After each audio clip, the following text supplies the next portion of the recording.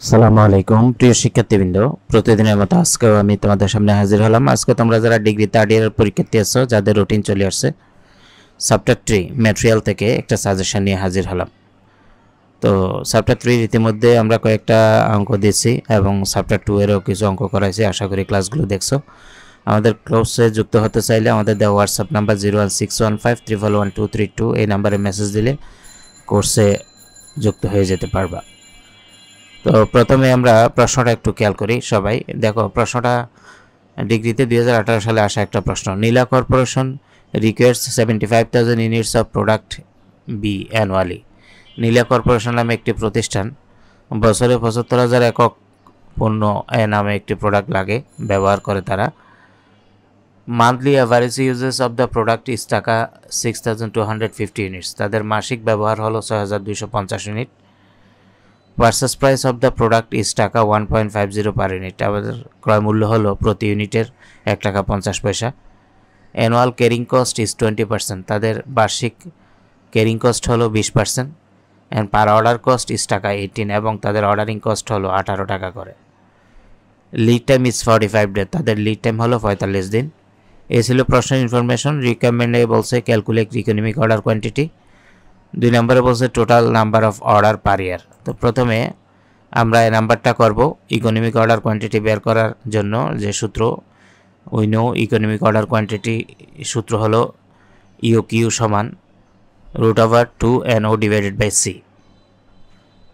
তো √2NO divided by C, 2 সূত্রে 2, এখানে এন বলতে অ্যানুয়াল ইউজেসকে বোঝায়, 75,000 ইউনিট যেটা প্রশ্নে দেওয়া আছে।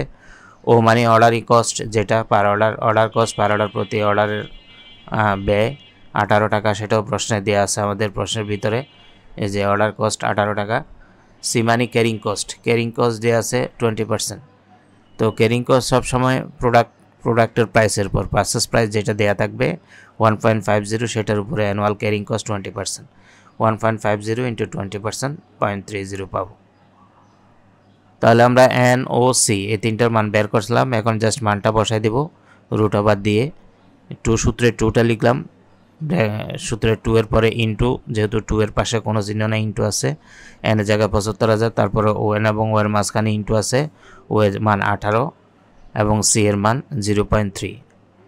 এখন আমরা যদি এগুলোকে ক্যালকুলেশন করি,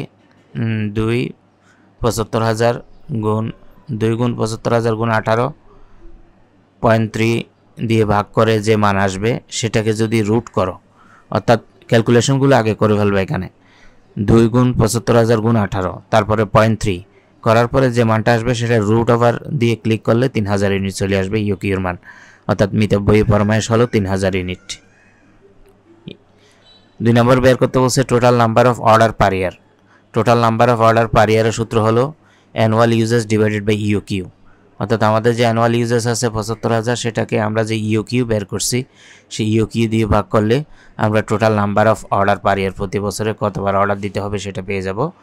75,000কে 3,000 দিয়ে ভাগ করলে 25 বার অর্ডার দিতে হবে এক বছরে। এই ছিল আমাদের আজকের ক্লাস। ক্লাসটি ভালো লাগলে অবশ্যই লাইক, কমেন্ট, শেয়ার করবা। সবার প্রতি শুভকামনা রইল। আসসালামু আলাইকুম ওয়া রাহমাতুল্লাহি ওয়া বারাকাতুহু।